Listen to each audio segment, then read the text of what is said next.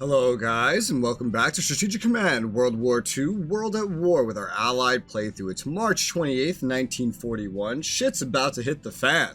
And last episode we left off getting ready to take on China. We've already deployed some new light tanks that we have acquired, as well as... we got an army down here. We got a couple of interesting situations. We'll take them one at a time. Let's start with this artillery down here, which is up to 3 shells. We're going to go ahead and use those immediately, artillerying this core, this enemy Japanese core at Haikou. Now, we're not doing any damage, unfortunately. However, we've gotten it down to 0 entrenchment and looks like pretty well reduced its readiness and morale. So we're going to go ahead and attack now with this core that we had on the border. Unfortunately, to no effect, but this gives me a chance to get a much better unit on the front, quote-unquote much better. It's an army, it's new here. This is the first army, actually, that died right over here. It's reformed. This was expensive. Let's go ahead and attack. We've dealt 2 damage, alright. Took 1 damage, that's fine. I don't know if we're actually going to be able to beat this, to get this away. I need to take this if I want to stop Indochina from getting annexed. That is something I wish I knew way sooner. I'm glad I at least found it out, because if this does fall, I at least have some troops over here. And this is exactly why I put these garrisons here, because I didn't know, because I knew this shit could happen. So we're gonna hope, because I'm gonna assume if they just annex all of Indochina, there goes the Hanoi Kunming Railroad. And that thing's like my lifeblood right now. So I'm doing my best here. We did 2 damage. They have 5 supply. They can't reinforce very much off of 5 supply. Their readiness morale is very low. They have little to no entrenchment, and the artillery can keep it that way. At least that's the idea I'm having. Now let's look up north just slightly. We have a force that has penetrated through Foochow, actually encircled it, and now we can go check up on what's at Hangzhou, although unfortunately I'm pretty confident there's going to be something there. We'll move this core forward first, since this is as far as this core can get it. This one can actually probably get another elite reinforcement. We need to keep pushing. We need to surround them. Right now, at Nanchang, I do wonder how much supply Nanchang's actually supplying them. This HQ probably makes up a good portion of the supplies they have right now. This core is not in anywhere that it can actually reinforce, really. Yeah, the supply here is shit, even with an HQ here. Only 4 supply, yeah. Probably because since we just took it, the supply is pretty low. However, no rest for the wicked. We can see there's nothing at Hangzhou. So we're going to go ahead and we're actually going to advance and take Hangzhou. And we can see all they're keeping in Shanghai is a garrison. Unless they see what I'm doing here and finally give up this front line, which they've been so desperately holding against me. It's just a matter of time before I actually take Shanghai. If I take Shanghai, that's their final port. If they lose Shanghai and they can't reclaim Foochow or something, there's no escape for any of these units. All of them will have to be reformed for cheaper prices, but still reformed for prices that the AI didn't actually have to pay for the most part, because all these were started with. So if I can complete this encirclement, holy crap. And even if I can't and they smash back over here, we can at least get them moving off their entrenchments and then crash in on them from the rear. They've had their time where they've been able to run, and they haven't taken it. That's a very bad decision for them. Since we cannot upgrade or reinforce the one at Foochow, we're just going to move it up with the boys, just so we have a nice little concentrated effort here. In the meantime, this corps will go across the river and guard the road going down to Foochow. We'll have, let's see here. I want to move the HQ up first, to be honest, because I want to make sure it has a good source of supply and can reach out there. We're going to send the core over here at Amoy, following up behind just in case it's needed. Also, this is roughly as far as it can get. Doesn't have any mobility upgrades or anything. The front line, we still have not the best situation here. Enemy entrenchment still high, their readiness morale low, but again, if they start moving, they're going to have problems. If they don't start moving, their HQs will die and their planes will die. Well, their planes can escape, but their HQ will die before them, and then that won't be fun for them. Let's see. We can reinforce the L core here all the way up to max finally, so we're going to go ahead and do that. We have positions that we're taking up here around Jehol and Peking. We're mostly on the defensive here, but this is a good opportunity to go and get infantry weapon upgrades to everyone that's on the front line. It looks like we can also give it to the engineers, even though I believe the engineers are setting up fortifications here. Yeah, they are. But cool, we can upgrade them. Let's get upgrades on this core as well. The more we get with these upgrades, the better. Now, we have some units here that aren't in the best situation, but we need the big weakened ones to go on the offensive to actually make any progress. Because as you can see, there's mountains here that are really slowing us down. Can I hide the units? Yeah, I can. There's a road and a rail line here that's kind of bottlenecked by Suqiao, and if we're going to get pushing down here towards Shanghai, the road's the only way to do it. Wuhan is unbreakable for now. Unless they move, we're not going to break that. Not without massive casualties. So this is the road we have to break through, and getting around the mountains is just going to be too hard unless we weaken their zone of control. So we'll take the 12th Army here, which has sustained a little bit of damage, 20% damage, and we're going to go ahead and attack the enemy's 17th Army, doing 2 damage, taking 1. Alright, that's not bad. Could be better, but it's not bad. Now we're going to need some more damage just like that, and the 12th Army isn't in a position to give it. So what we're going to do is we're just going to move it back a touch, just so it's still in the area in case it ends up being needed later. We're going to take... Ooh, look at this. Oh, you're actually in a really good position to attack there. Fuck. I was going to move you, but I'm not so sure that's a good idea anymore. Alright, in that case, we're going to have to use one of the armies that I wasn't planning on using, such as the injured 23rd Army is now going to go down here and take the place. And not as good of odds since we've just moved here, but let's go ahead and attack anyway. Deal 1 damage. Take no damage. Alright, that's something. That's something. We've weakened their zone of control here to the point where we can now get around behind them with this core. This opens us up to attacking the garrison at Suqiao, as well as the plains behind it. The plains are worth a lot more, but breaking into Suqiao could be very, very valuable. But that's not it. We're not done yet. We can still put the pressure on this army. We have another army that's actually fully ready to go. We're going to go ahead and move into the mountains here, and we're going to attack the 17th Army with the 42nd. We've dealt 2 damage. We've taken 1 damage. This army is pretty much almost entirely out of the race. Let's go ahead and... Let's put some more pressure on it with this core. And we've shattered it. We've completely shattered it. National morale, good for us, bad for them. Wonderful. To make this work, I'm having to use a lot of the units that I don't want to be using. But, you know, we'll have to do what we gotta do. So let's go ahead and let's actually take the Dare to Die Special Forces. We're gonna move them up to this garrison. We're gonna have them attack first in their current state. Deal 1 damage, take 1 damage, what a shame, but we've pushed the line. We're now up here. That is important. We can now maybe look at breaking it. Yeah, alright, so this core is still pretty much healthy, good to go. This army really shouldn't be pushing. This army really shouldn't be pushing anywhere anytime soon. It may have to. We'll take the 41st Army here and throw it at that enemy garrison. We've dealt 2 damage, we've taken 1. Not quite as good of a result as I was hoping. Alright, so what we'll do is we're going to move this anti-air forward, north, just a touch, so we can back up the 41st Army nearby into some fortifications. We're going to take this corps that's guarding Chengqiao, we're going to actually move it forward to attack the enemy garrison, and voila, what do you know? Suqiao is now open.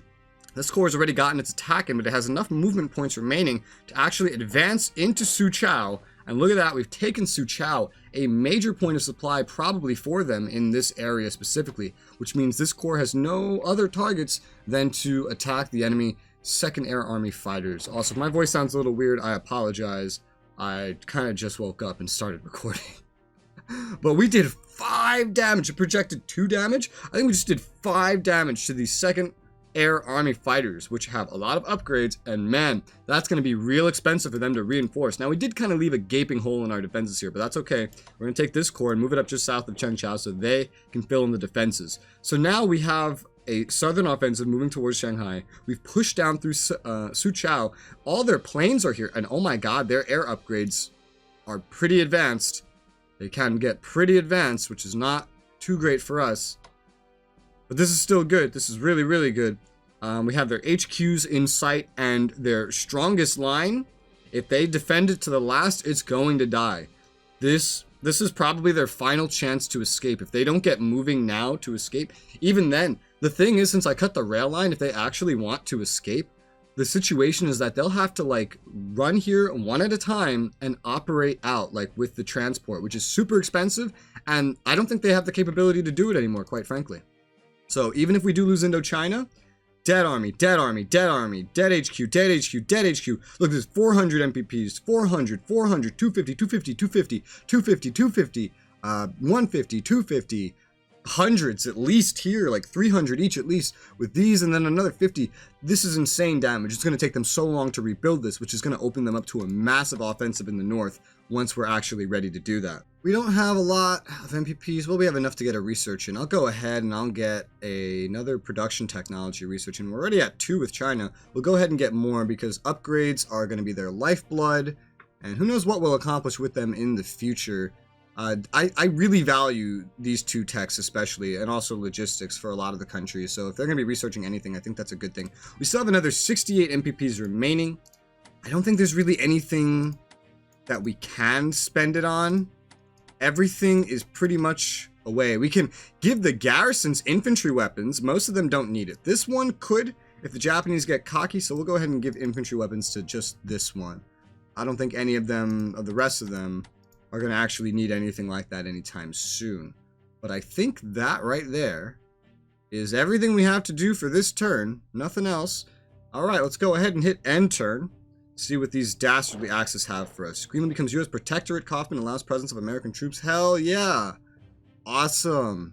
Now we have another point of supply in the Atlantic. Yugoslavia. What? Oh my god, even if you fund to overthrow them, they can just do that? Okay, okay, no. Pro-Allied coup. Okay. Okay. Yugoslavia prepares for war, I hope with us. Holy shit, I don't know the history enough there. Blockading Bordeaux, alright. Fortifications being built, Malta hindering access supply of the Mediterranean. That should help us in Africa. Communist China moves 5% towards the Allies, alright. Oy vey. Axis raiders disrupting Canada, UK convoys, really? You have more submarines out here, that's crazy. Salmon hit by rough seas, uh-oh. Doesn't look like that actually did any damage. Technology, technology, technology, technology, technology. Alright. Bunch of MPPs for the UK, even funding the Yugoslavian support. Hanoi Kunming still coming in strong. I hope to maintain that. Oh, I'm gonna cry if they take Hanoi, because I could have easily prevented it if I had just focused stuff there earlier. Left like an army or two. Focus that instead of the big encirclement that I have going. Alright, Italians reinforcing. These subs trying to escape, probably heading south, if I had to guess. The planes both flying away rather than take any more damage. Very smart. They actually reinforced Psycho up to 8. Unfortunately, that's not very good for us. They don't even need to die. I just need to get them off that hex. Problem is, nothing here even has upgrades. Oh, this sucks. This really sucks. If they can take Indochina, it's going to be like any moment now. April, May, June. Yeah, it's going to be any moment now that they just take all of Indochina. I'm stressing out about that so much. I can retake it, but I don't think I can make the Hanoi Kunming Railroad come back into existence. Interceptors, that's right. Teach them a lesson. Uh-oh. Wait, was that just a bomber with no escort? That was just a attack bomber with no escort. The Italians are moving into the eastern part of Greece, attacking the Metaxas line. That core is not entrenched at all, unfortunately. They're even pushing in west through Albania now. They're going into full offensive mode. The unentrenched core is somehow holding the line. I am so proud of it right now. It doesn't even have any upgrades. It's my weakest core, and because it's on the front, I'm not going to be able to get it any upgrades. That's a big unfortunate thing. More Germans piling up, getting ready for Romania. Or Romania into Operation Barbarossa. They actually did move up here. I knew they would do that. That's why I put another core there. Maybe they didn't see the core. Maybe they didn't see it. Oh, so you're just going to tank storm Odessa, are you? Shit. Oh, shit. Alright. Alright? Alright. Okay, Yugoslavia is on our side, and it looks like it's in a terrible fucking position. Oh, this is going to die so fast. Oh my god, why is the HQ there? This is gonna die so fast. Oh god. Oh dear god, send help. USSR signs non-aggression with Japan? What? Maybe that's like a penalty for the two of them attacking each other. That's historical. I know that. Maybe that's a penalty for the two of them attacking each other. Alright. Now we're into our turn. The 3rd corps is ready at Greece. Interesting. Okay, so we do have another corps. And this one has anti-air upgrade. It doesn't have upgrade against like infantry or anything. The Italian supply over here coming out of Albania is not very good. The Italians coming from the north though are looking good. Now,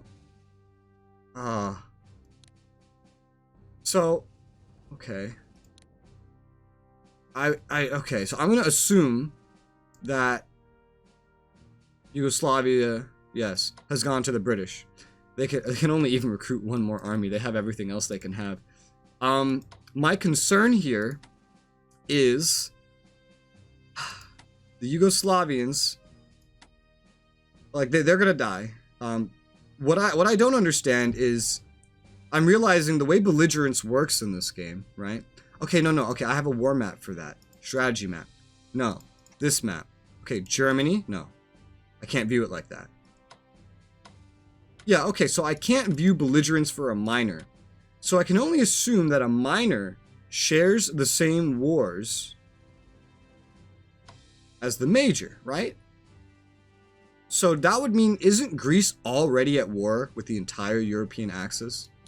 And is it, so wouldn't the only, like I'm realizing, they don't declare those wars individually, do they? Because they're minors. Does Germany actually have to declare war? I wish I could view Germany's side of this. Like, I could click them and see everyone they're at war with.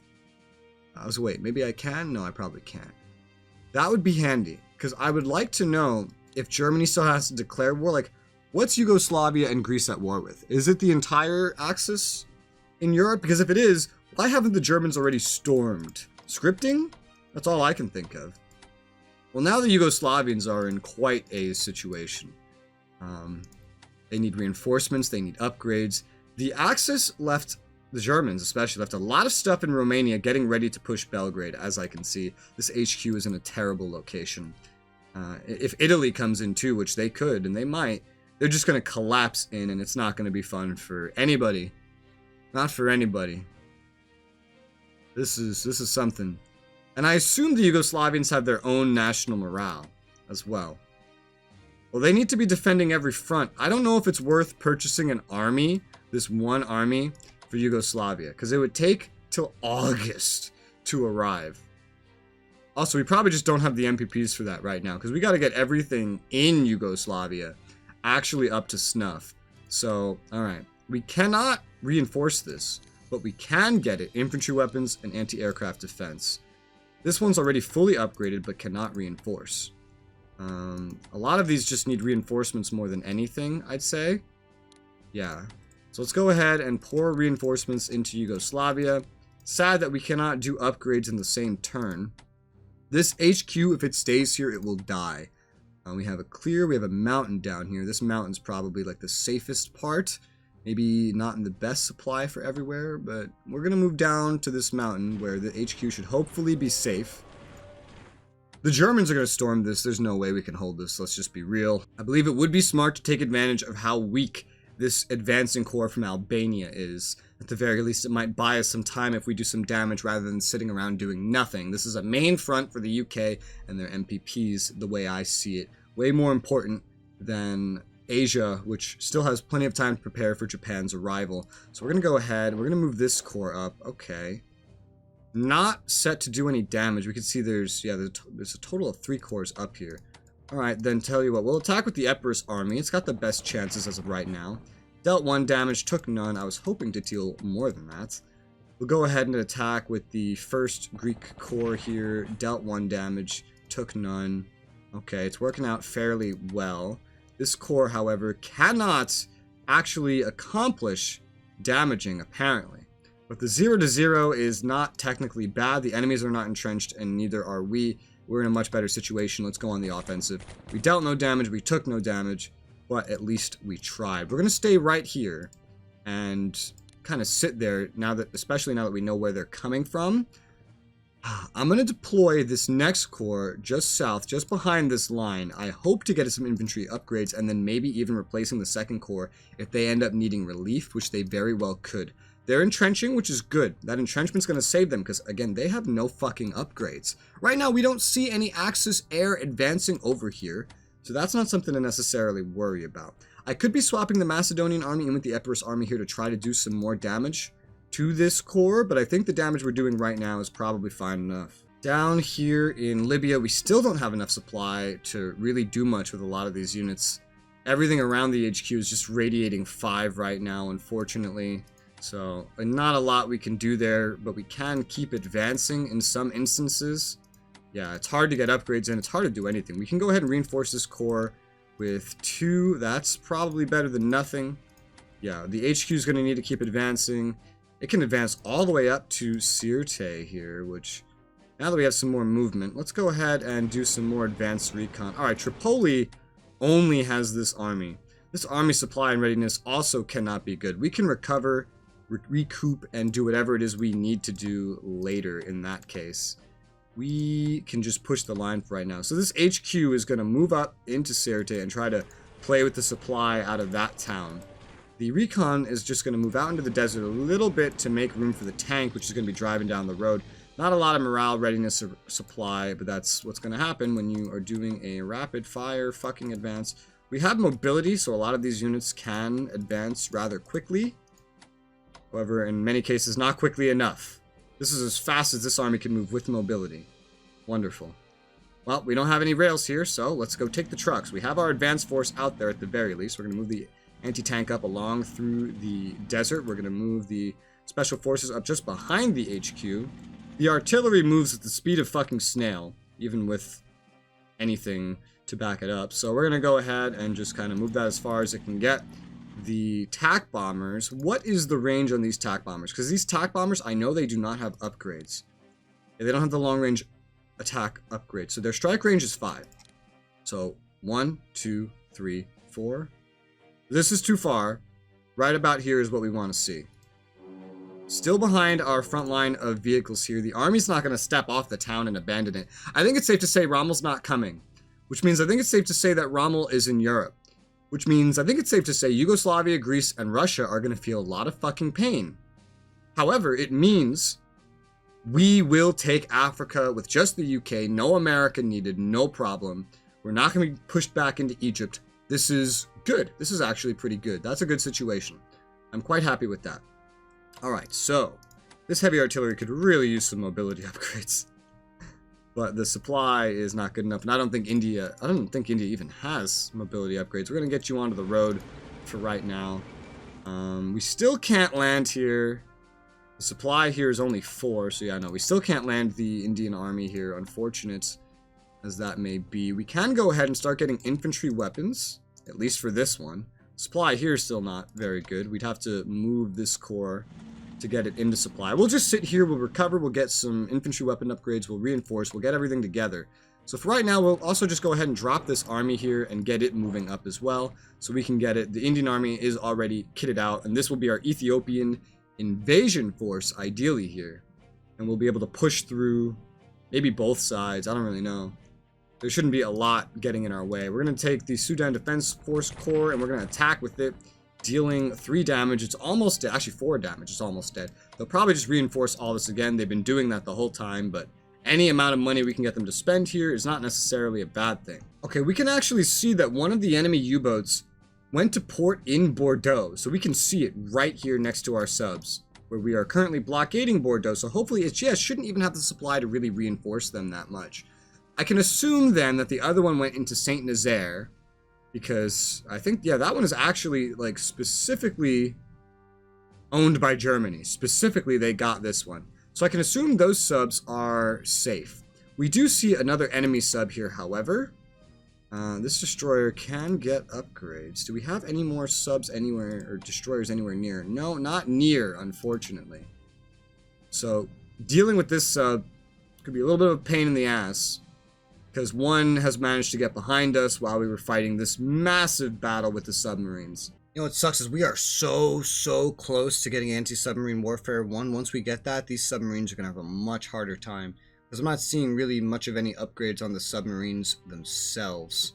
I also really, as the UK, I do want to put more points into research, because we're still not even half of our maximum, because so much stuff has finished. Looking at what we have available to us, looking at how everything's going, thinking in the long run, I think I'll go ahead and I'm going to research the next level of spying and intelligence, because it does help with research bonuses, It does help with kind of getting an idea of what things look like on the map. So I think I am, in fact, going to go with that. I'm leaving this partisan unit at Brest. I'm not moving it because I don't want it to maybe arouse attention from the AI. If the AI starts losing a fuck ton of stuff in France instead of just Brest, then the AI might start moving things over here like real good. However, I'd prefer it if they didn't. I'd prefer it if this partisan could stay put, nice and happy, entrench, and just chill out at Brest until Brest could get 5 supply. Because if Brest can get back up to 5 supply, at this rate, this is going to take 4 more months. You know, May, June, July, like we'll be in August by that point. Barbarossa will be in full swing, and Pearl Harbor will be about to happen.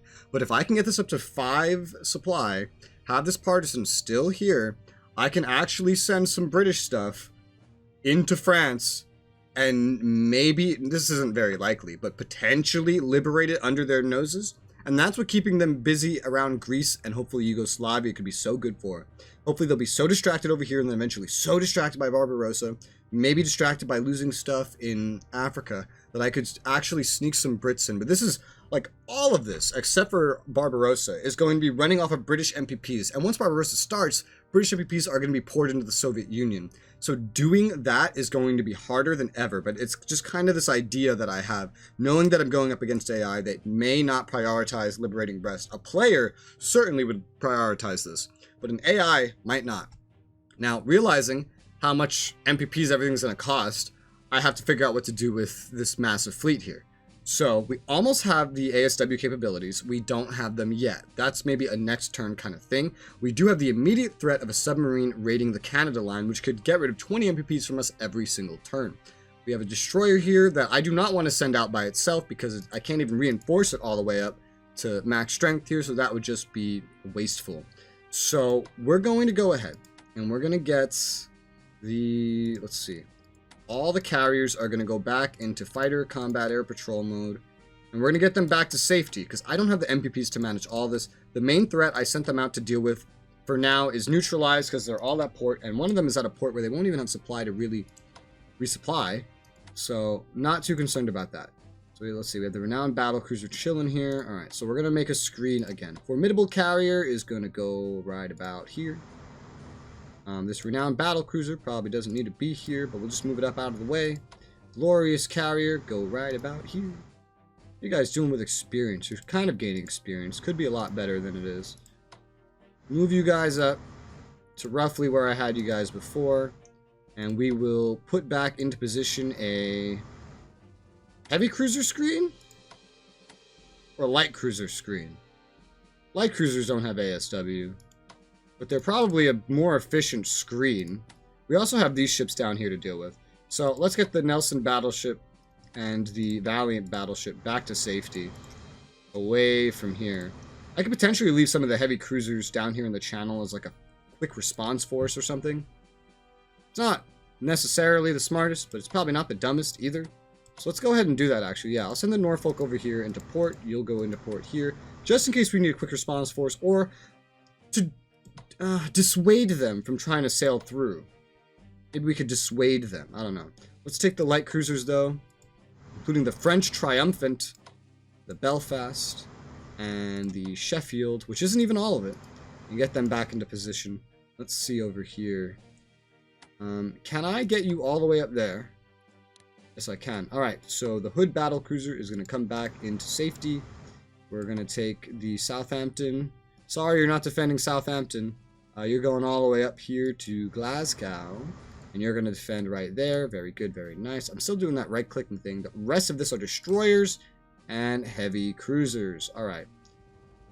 I could potentially put heavy cruisers like on the other sides as well, but I want to leave them at least kind of close to the fleet. I don't know. I don't want to get them too close to where the German air stuff would be in case I do feel like moving them. Otherwise, they won't really be able to respond to a lot of things very well. So the rest of these are probably just going to go into where they would be safe, which is back here in the Irish Sea with the other big boy ships. Let's go. All right, cool. And now these subs should be out of action for a little bit. We don't have ASW, so there's no point sending anyone back specifically to get it. We do know of a German submarine that's going to be operating in this region. So we're going to sail the Montgomery up. We're going to sail down the Assiniboine, this Canadian one, whose name I can't say. We're going to sail the Amazon up there as well, because these things can be pretty hard to deal with. Bulldog's going to go up as well. Let's see what else. You're at 10. The Castleton. I think I'm going to leave the Castleton closer down here, just in case. And the Mohawk I will actually go send into port, because it could do with some reinforcement. Let's see what we can do with the rest of the British points. We have a number of things that would make sense. I think I'm going to focus the infantry a little bit here. Let's go ahead and give this Special Forces infantry weapons. Let's go ahead and give this Corps infantry weapons. And then there's nothing else really offensive here. That's what would make an invasion so hard. I haven't been recruiting British forces, but we'll give this garrison infantry weapons just in case. Could come in handy in some way. You never know. You never know. There's also the one in Belfast, but I am out of points for the UK, so UK stuff is basically completely done. We've taken care of every single front, and that is all we have time for today. So we'll take care of the rest of this on the next episode, and hopefully, I think that summarizes my thoughts over here. Again, let me know your thoughts in the comments below. Thank you guys very much for watching, and I'll see you on the next one.